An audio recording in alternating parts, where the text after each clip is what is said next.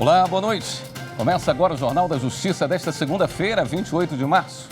O Supremo Tribunal Federal, por unanimidade, reconheceu a constitucionalidade da lei que institui o piso salarial e jornada de trabalho de médicos e dentistas. A decisão também congela o valor dos pisos, que deve ser calculado com base no salário mínimo vigente na data da publicação da ata do julgamento.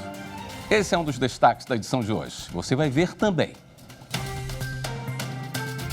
O plenário do STF começa a julgar a ação contra a lei do Distrito Federal, que proíbe o servidor público de substituir grevistas de empresas privadas.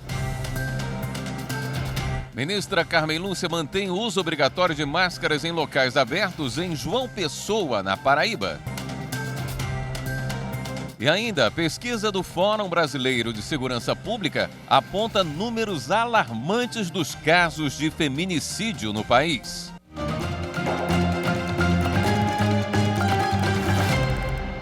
Em sessão virtual, o Supremo julga uma ação que questiona artigo da Lei Orgânica do Distrito Federal que proíbe o servidor público de substituir trabalhadores de empresas privadas em greve. A ação foi proposta pelo governador do Distrito Federal, alegando ser competência privativa do chefe do Poder Executivo propor leis sobre organização administrativa, servidores públicos e respectivo regime jurídico. Na ADI, destaca ainda ser a atribuição exclusiva do governador exercer a direção superior da administração pública e dispor por decreto sobre sua organização e funcionamento. Diante disso, o GDF pede que o Supremo declare a inconstitucionalidade do dispositivo da Lei Orgânica do Distrito Federal, que proíbe o servidor público de substituir trabalhador em greve vinculado à empresa privada. A Câmara Legislativa do Distrito Federal argumentou que a norma questionada não diz respeito ao regime jurídico dos servidores públicos, mas ao próprio administrador, a quem não seria permitido desviar o exercício funcional dos servidores. Salienta que a matéria se fundamenta no princípio da moralidade. O advogado-geral da União se manifestou pela constitucionalidade do dispositivo, assim como o Procurador-Geral da República. O caso, então, foi levado para julgamento em sessão no plenário virtual. O relator é o ministro Nunes Marques, que votou pela improcedência da ação. Ele destacou que, à luz do postulado da legalidade, as atribuições dos servidores públicos são estabelecidas por meio de lei e dizem respeito à prestação das atividades a cargo do Estado. A atuação em atividade privada implica desvio de função se admitida em caráter genérico e abstrato.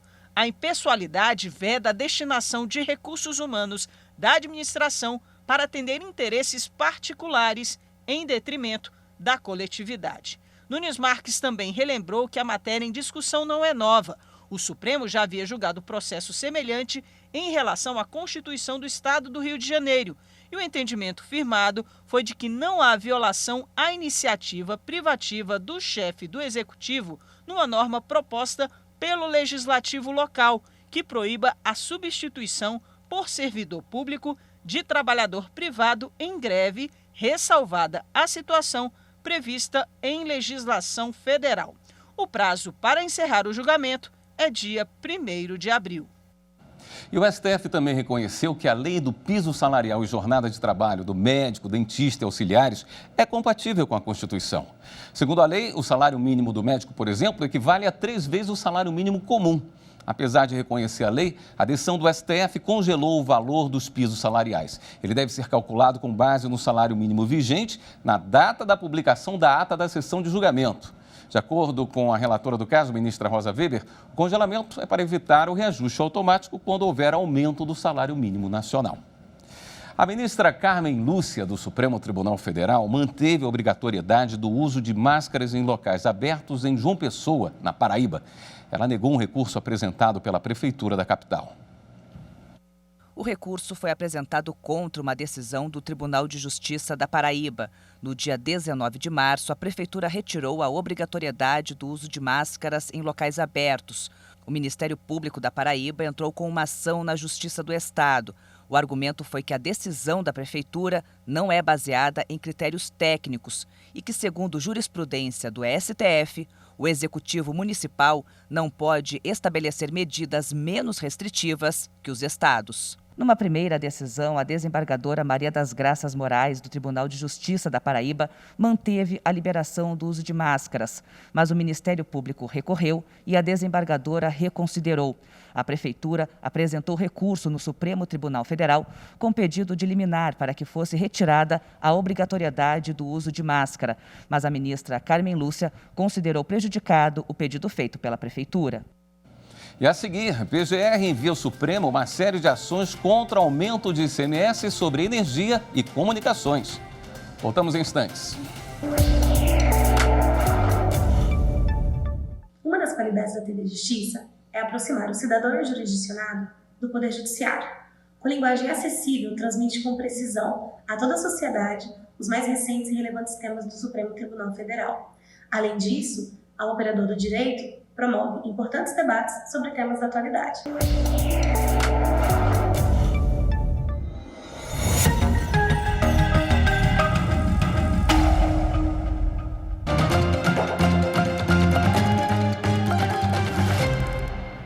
O Procurador-Geral da República enviou ao Supremo 25 ações diretas de inconstitucionalidade contra aumento de ICMS sobre energia e comunicações públicas. O pedido de medida cautelar é contra leis estaduais e do Distrito Federal que aumentaram a alíquota do Imposto sobre Circulação de Mercadorias e Serviços, o ICMS, sobre energia elétrica e comunicações. Essa elevação em patamar acima da alíquota geral contraria o princípio constitucional da seletividade, que determina tributação menor sobre produtos e serviços considerados essenciais à subsistência digna dos cidadãos. O objetivo do pedido do Procurador-Geral para que os processos sejam distribuídos por prevenção ao ministro Roberto Barroso, relator contra normas do Rio de Janeiro, com questionamentos semelhantes, é para dar maior celeridade e eficiência possível à atuação do Ministério Público Federal e assegurar a preservação da ordem constitucional e a garantia da autoridade das decisões proferidas pelo Supremo. E o MPF ajuizou uma ação civil pública para que delegados federais deixem de pedir a prisão preventiva de estrangeiros com a finalidade de expulsá-los do país. A ação do MPF refere-se especialmente aos casos de estrangeiros que cumprem pena por crimes cometidos no Brasil. Como a expulsão só pode ser dada no fim do período de reclusão, autoridades policiais buscam garantir que eles permaneçam sob custódia após o término das penas, para evitar que fiquem foragidos após a conclusão dos demorados trâmites de retirada compulsória do país. O MPF requer, em caráter liminar, que a Justiça determine imediatamente aos delegados federais que se abstenham de novas requisições de prisão e que, ao final do processo, a União seja obrigada a providenciar documentos traduzidos para a língua dos estrangeiros com informações sobre todos os seus direitos durante o processo de retirada compulsória do país. O TRF da Primeira Região, com sede em Brasília, confirmou a sentença que permitiu a inscrição no exame Revalida sem apresentação do diploma. Os atrasos gerados pela pandemia foram levados em consideração. O Revalida é o Exame Nacional de Revalidação de Diplomas Médicos que foram expedidos por instituições estrangeiras. É aplicado pelo governo brasileiro para avaliar se os estudos realizados no exterior equivalem aos que são ministrados no Brasil. Para isso, o candidato é submetido a provas e precisa apresentar o diploma de médico no ato de inscrição. Mas o TRF1 permitiu que uma médica pudesse se inscrever e apresentar o documento depois. É que o relator do processo no tribunal, o desembargador Carlos Augusto Pires Brandão, considerou que não seria razoável impedir a inscrição, levando em conta a situação excepcional em virtude da pandemia, que prejudicou a entrega do diploma pela instituição de ensino superior. O TST reconheceu a competência da Justiça do Trabalho para dar prosseguimento às ações que envolvem o patrimônio dos sócios de uma empresa falida. A ação foi ajuizada em 2014. A GSV, Segurança e Vigilância Limitada, foi condenada ao pagamento de aproximadamente R$ 42 mil em verbas trabalhistas a um vigilante. Como a empresa teve a falência decretada, o empregado pediu que a execução, fase do processo referente ao pagamento das dívidas, prosseguisse em nome dos sócios. O Tribunal Regional do Trabalho da 2ª Região em São Paulo rejeitou o pedido por entender que a Lei de Falências prevê a competência da Justiça do Trabalho nas fases de conhecimento e liquidação de valores. A partir da fixação do valor da dívida, o prosseguimento da execução seria efetuado no Juízo Universal de Falência. O relator do recurso de revista do vigilante na 7ª turma do TST, ministro Renato de Lacerda Paiva, entendeu que o TRT contrariou a jurisprudência do TST. O entendimento consolidado na Corte Superior é de que o redirecionamento da execução aos sócios da empresa falida não afasta a competência da Justiça do Trabalho para dar prosseguimento aos procedimentos que envolvem o patrimônio dos sócios da pessoa jurídica. A lei exige que nós uniformizemos a jurisprudência também em processo de execução e nós só podemos conhecer por violação à Constituição Federal, né? Então, não é possível por divergência, não é possível por norma infraconstitucional.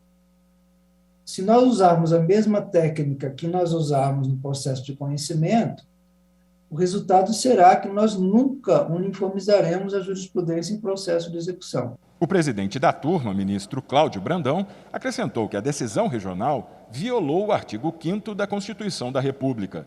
O texto estabelece que a lei não excluirá da apreciação do Poder Judiciário lesão ou ameaça a direito e assegura o contraditório e ampla defesa. O ministro reforçou a importância de os TRTs seguirem a jurisprudência. Para ele, a estabilidade do sistema jurídico depende também de como os tribunais aplicam a norma. Nossa função é uniformizar a jurisprudência. O Tribunal Superior do Trabalho tem uma comissão voltada para a implementação de políticas nacionais voltadas à execução, tornar-se efetiva. Ou seja, existe um comando orientador, evidentemente, né? Assim, deixando bem claro, que colhe dos tribunais essas orientações para replicá-las em âmbito nacional, ou seja, alguém que tem uma boa iniciativa, nós a copiamos, no bom sentido da expressão, e orientamos os tribunais a seguirem. Por unanimidade, a turma determinou o retorno do processo ao Tribunal Regional para que o pedido de redirecionamento da execução aos sócios da empresa seja apreciado. O presidente do Superior Tribunal de Justiça, ministro Humberto Martins, promoveu mais uma edição do projeto Fale com o Presidente. Ele recebe as demandas e tenta uma solução dentro das possibilidades da Corte. Já são 13 edições de sucesso. E o projeto Fale com o Presidente segue consolidando a missão de aproximar o Poder Judiciário da sociedade. O ministro Humberto Martins, presidente do STJ, comemora os resultados garantidos ao longo dos encontros. É um programa que tem dado uma grande importância ao STJ. Primeiro, porque aproxima o cidadão e a cidadã do Tribunal da Cidadania. Segundo ponto, porque, na verdade, os anseios do cidadão são levados à presidência. O cidadão passa cada dia mais a ficar mais próximo do STJ. E o terceiro ponto é porque a grande parte dessas reivindicações são atendidas, principalmente com relação à melhoria, aspecto de oferecer sugestões, ou seja, o STJ de mãos dadas com a cidadania. Rejane veio de Curitiba e conversou com o ministro Humberto Martins e sua equipe sobre a jurisprudência do Tribunal de Justiça do Paraná e do STJ relativa à atuação de guardas municipais. Quando eu tive acesso às informações desse canal de comunicação aqui no STJ, de pronto eu fiz a minha inscrição lá através do site, né, do STJ, e num primeiro momento até achei que não ia acontecer, mas realmente aconteceu. Fui muito bem recebida. Nós temos aí um poder judiciário que muitas vezes é visto muito afastado da realidade da sociedade, né? E esse canal não, esse canal nos ajuda a trazer as demandas diretamente para o presidente, então isso é fantástico. Mais de 130 pessoas já foram atendidas desde o lançamento do projeto, em outubro de 2020, demonstrando o compromisso do Tribunal da Cidadania em ouvir e orientar os cidadãos a respeito de diversos tipos de demandas. Chegar aqui, falar com o presidente, expor a sua necessidade, né? E ele ouvir, ser muito simpático. Sim, acredito que tinha que fazer em outros órgãos também. A experiência é única, porque Eu nunca imaginava estar aqui na sala do presidente e sentar e conversar com ele assim, a tranquilidade, a calma que ele passa assim. Você não se sente inferior, você sente que você é igual, entendeu? Você é igual. Independente do grau hierárquico que você exerce na sua vida, você é igual. Todos nós somos iguais. As audiências seguem todos os protocolos de segurança sanitária exigidos para a prevenção da Covid-19. E para entrar no STJ é necessário apresentar o comprovante de vacinação, constando as 2 doses da vacina contra o coronavírus ou a dose única. O projeto tem uma nova edição a cada mês e os interessados em participar devem enviar um e-mail para falecomopresidente@stj.jus.br. A confirmação será feita por e-mail até 48 horas antes do evento. E o STJ anunciou o retorno das atividades presenciais a partir de 1º de abril, inclusive das sessões de julgamento. A resolução assinada pelo ministro Humberto Martins permite aos presidentes dos colegiados da Corte determinar em caráter excepcional a realização das sessões por videoconferência, bem como permitir que as sustentações orais sejam feitas remotamente. A resolução será levada para referendo do Pleno do Tribunal na próxima quarta-feira. No próximo bloco, a gente fala sobre os números alarmantes de casos de feminicídio no país. Voltamos já. É uma grande honra que a Ordem dos Advogados do Brasil possa pertencer a este momento de congratulações aos 20 anos da TV Justiça. TV Justiça que, implementada, levou democratização do Poder Judiciário perante a sociedade. Levamos de forma simples e didática as decisões tomadas pelo Poder Judiciário em prol de toda a sociedade. Então, não só os jurisdicionados brasileiros, mas como também a advocacia, sempre atendida diariamente por toda a grade informativa da TV Justiça.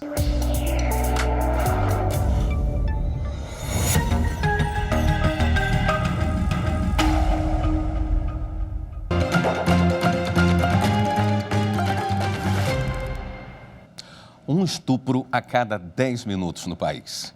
Um feminicídio a cada 7 horas. Os números fazem parte de uma pesquisa do Fórum Brasileiro de Segurança Pública a partir dos boletins de ocorrência das polícias civis dos estados e do Distrito Federal. A reportagem é de Viviane Novaes.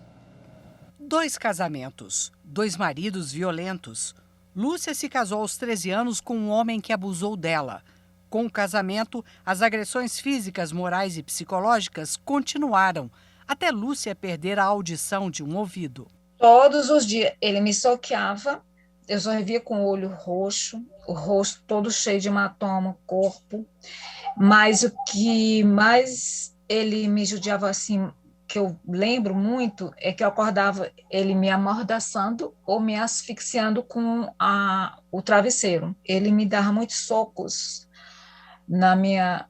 meus ouvidos, que eu tive uma perca total desse lado da audição. No segundo casamento, Lúcia sofreu uma tentativa de feminicídio. Ele ficou querendo tomar o volante meu, o carro, para entrar, e eu querendo que ele não pegasse, e, no entanto, quando eu fui ver, eu fechando assim o vidro, ele atirou, e aí disparou aqui na minha mão, e também pegou aqui no meu ombro, né? Em 2021, o país registrou 1.319 feminicídios. Isto representa um caso a cada 7 horas. Tocantins, Acre, Mato Grosso do Sul, Mato Grosso e Piauí são os estados com as maiores taxas. Já o número de estupros chegou a 56.098, ou seja, a cada 10 minutos, uma menina ou mulher foi vítima desse crime. As maiores taxas foram registradas em Roraima, Mato Grosso do Sul, Amapá e Rondônia. Para Renata Mello, professora da Universidade de Brasília, o feminicídio é o ápice da violência. Por isso é preciso agir antes para deter outros tipos de violência, como a psicológica, moral e patrimonial. Os agressores que nós sabemos normalmente estão dentro dos lares dessas mulheres. Ou são pais, ou são companheiros, maridos ou filhos, porque tem uma falsa ideia de que as mulheres, os corpos dessas mulheres não lhes pertencem. Então, a primeira coisa, o que fazer é uma questão de conscientização da sociedade. É uma desnaturalização de imagens que foram construídas em vários espaços como a própria literatura, como o cinema, como a televisão. Para ajudar as vítimas a compreender o ciclo de violência e coibir crimes, o Conselho Nacional de Justiça criou no mês passado a Ouvidoria Nacional da Mulher, um canal de comunicação do Judiciário com a sociedade. A ouvidoria vai receber e enviar denúncias de violência e discriminação às autoridades, informar a mulher os direitos que ela tem, além de receber sugestões e críticas sobre a tramitação de processos judiciais. O Conselho também edita normas para orientar os juízes a agir, por exemplo, quando o homem não cumpre a medida de se afastar da vítima. E criou um formulário nacional para avaliar o risco que a mulher está correndo. A ideia é possibilitar que haja, de forma segura e sigilosa no processo, elementos de avaliação acerca do risco daquela mulher que está procurando o sistema de justiça em sentido amplo sofrer uma nova violência. Então, preferencialmente ele é inicialmente preenchido pela Polícia Civil, porque, via de regra, o primeiro atendimento é feito pela Polícia Civil nas delegacias da mulher.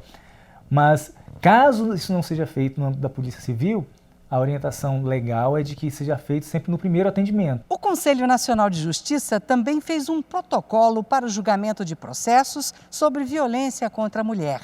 O guia pode ajudar juízes, desembargadores e ministros a perceberem a desigualdade de gênero e, assim, tomarem decisões mais justas. É reconhecer a existência de uma desigualdade estrutural e histórica, cujo enfrentamento pressupõe a percepção por todos aqueles que estão no âmbito do Poder Judiciário de que efetivamente existe essa diferença e de que é preciso ter um olhar que reconheça essas diferenças para que elas possam, no âmbito do processo, ser devidamente trabalhadas, de modo a possibilitar que o processo chegue a uma solução efetivamente justa.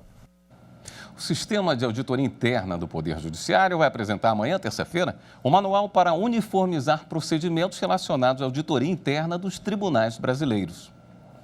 O manual traz conceitos básicos sobre o tema, as principais legislações, plano de trabalho, organização, competências e procedimentos. O material será apresentado num encontro com transmissão ao vivo pelo canal do Conselho Nacional de Justiça no YouTube, nesta terça, a partir das 14h. O Sistema de Auditoria Interna do Poder Judiciário foi instituído por uma resolução do CNJ em 2020. É composto pela Comissão Permanente e pelo Comitê de Governança e Coordenação do Sistema de Auditoria Interna do Poder Judiciário. De acordo com o comitê, o manual que será apresentado nesta terça não esgota a abordagem sobre todos os procedimentos necessários para a execução dos diversos tipos de trabalhos de avaliação e consultoria. Por isso, o CNJ deverá dar continuidade ao processo de elaboração de manuais, orientações e normas específicas. Paralelo a isso, os próprios órgãos ou conselhos do Judiciário podem elaborar procedimentos e padrões de trabalho de consulta e avaliação. O Jornal da Justiça fica por aqui, mas eu volto com vocês já já para a abertura do seminário Segurança Jurídica, Desenvolvimento Econômico e Métodos Adequados de Resolução de Conflitos. Continue com a gente na transmissão do seminário em instantes. Até já!